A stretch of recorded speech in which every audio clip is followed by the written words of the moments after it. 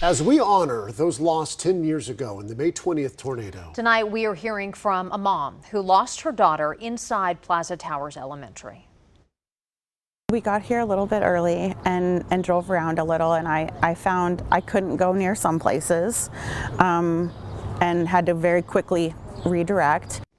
Sydney Engel was one of 7 students who was killed that day. Her family immediately moved out of Moore.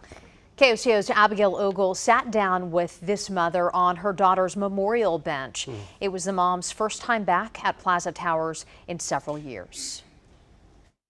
Almost 10 years without a person I was supposed to spend the rest of my life with, because she was supposed to outlive me. So I have 10 years without that amazing person in my life. And so what I want to tell other people is you have to say I love you more, and you have to kiss more, and you have to smile more. Nicole tells me her daughter Sydney, who had just turned 9 years old, was everything good in this world.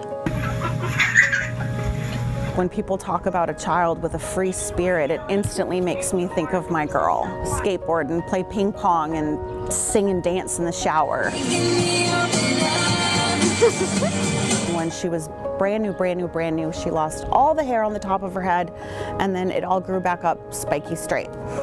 So she had a mohawk for a while. That kind of actually fits her personality. It absolutely does. And then she had the biggest, bluest eyes with curls. She was full of life, curiosity, adventure.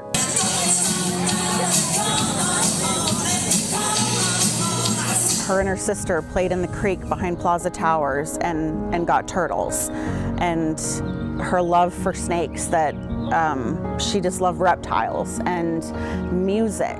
She annoyed her sister and brother by singing and stomping in the shower. But I love how they had her short hair, and they've got her with a glove and with the turtle in there. Sydney's spirit and the other 6 victims illustrated here for current Plaza students to see as they walk into school. I'm glad that our kids are a part of their school day.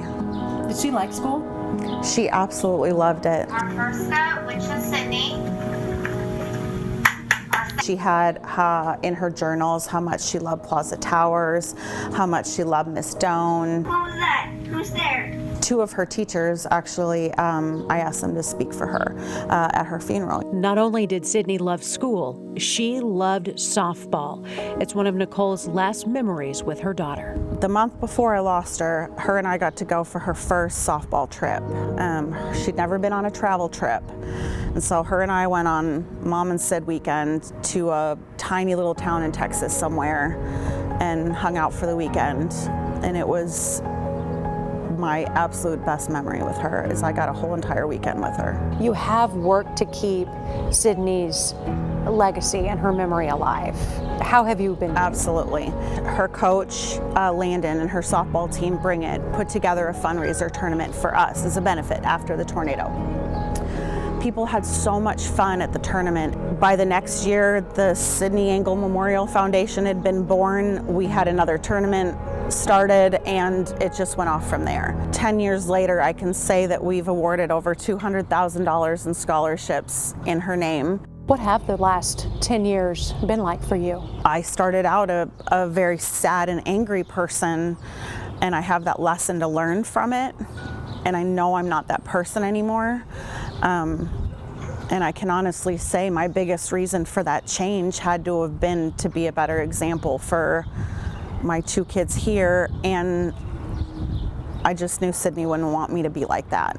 I have to know that she ran into Jesus' arms, and there has to be so much comfort in that for a mom. It doesn't mean there's not bad days. It doesn't mean there's not bad times. It just means there has to be better. We so appreciate her sharing her story. We know it's not easy, and it's not fair that she had to endure this, and so many other families did as well. But we love to hear about Sydney. Sounds like she was such a bright light. Yeah, for sure. And thank you for that story. And I think a lot of parents are watching that going, I don't know what I would do, what my 10 years would be like that. So, I mean, we thank her for sharing that with us.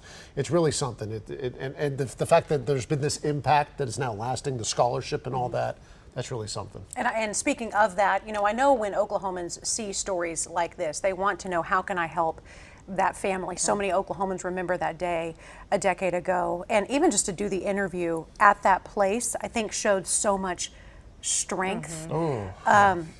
But in talking with Sydney's mom, there are a few. She said, first of all, prayers are always welcome. 10 years later, it's going to be a tough day. She said they are also looking for a field. If you have access to a softball field, they would like to continue Sydney's tournament. They also need help building their website, if there's anyone who's tech savvy out there.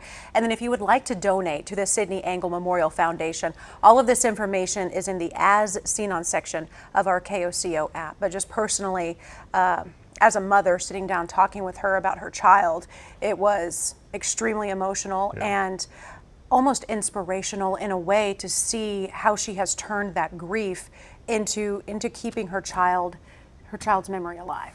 And what a way to honor her and her legacy. We appreciate you sharing the story. We know how hard it is, you know, for all of us, especially those of us who remember that day so vividly. And Damon, this weekend will be 10 years since that day, and we're going to be sharing stories all this week leading up to the anniversary. We certainly will.